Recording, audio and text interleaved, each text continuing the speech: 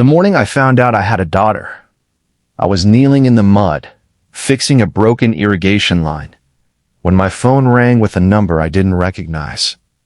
I almost didn't answer.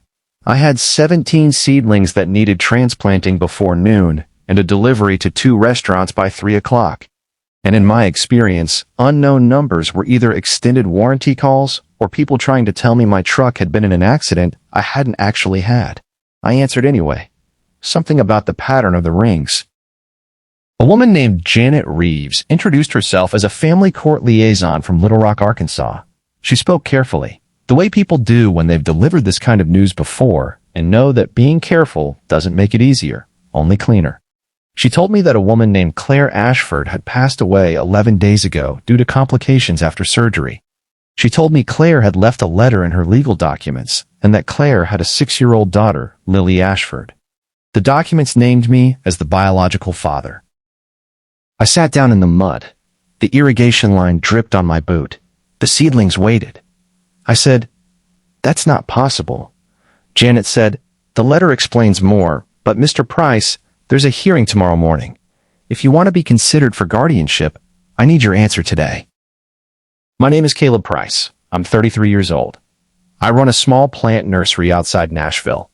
Seedlings, cuttings, starts for community gardens, and herbs for local restaurants.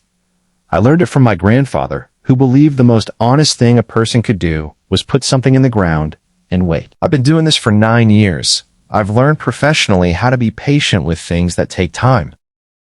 Claire Ashford and I had known each other for 4 months, 7 years ago. She was passing through Nashville, stayed longer than she planned. The way people do when a city offers something they didn't know they were looking for. And we were good to each other. When she left, she said she'd be back.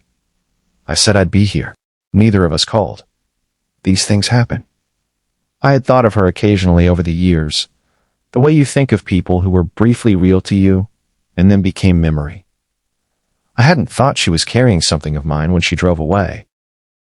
The letter came via email an hour after Janet's call. Claire had written it 3 weeks before she died, in the careful prose of someone who had practiced it. She said she had tried to reach me twice in the year after Lily was born, but I had moved the nursery and my number had changed. She had found me eventually, but decided, and here the letter went quiet for a sentence, that she had managed this far and could manage further. She apologized for the silence. She said Lily was the best thing she had ever done. She said, "If any part of you is still the person I remember, please give her a home." I read the letter twice. Then I looked at the nursery, the rows of seedlings, the greenhouse, the house my grandfather had left me with 3 rooms that had been used by one person for 9 years. I thought about what Janet had said.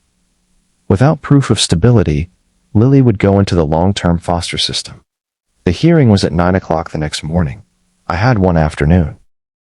There was only one person I thought of. Mara Hayes ran an alteration shop on Buchanan Street, 3 blocks from the farmer's market where I sold seedlings.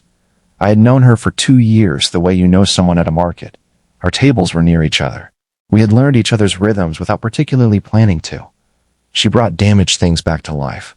Coats with missing buttons, wedding dresses let out at the seams, a man's suit jacket she had entirely relined because the original lining was wrong.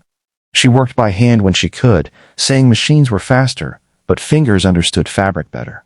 She was quiet, not unfriendly, and she listened in a way that felt like actual attention. I knew she lived alone above the shop with a cat named Fletcher. I knew she kept a jar of spare buttons on her workbench because she believed a lost button was only lost if you didn't have a replacement. I had spoken to her every Saturday for 2 years. I had never thought about her the way I was thinking about her now, standing outside her shop with a folder of legal documents and 11 hours to solve a problem I had no right to have. The bell above the door rang. She was at the workbench, hemming something gray. She looked up, saw my face, and set down the fabric. "Caleb," she said, my name like a question.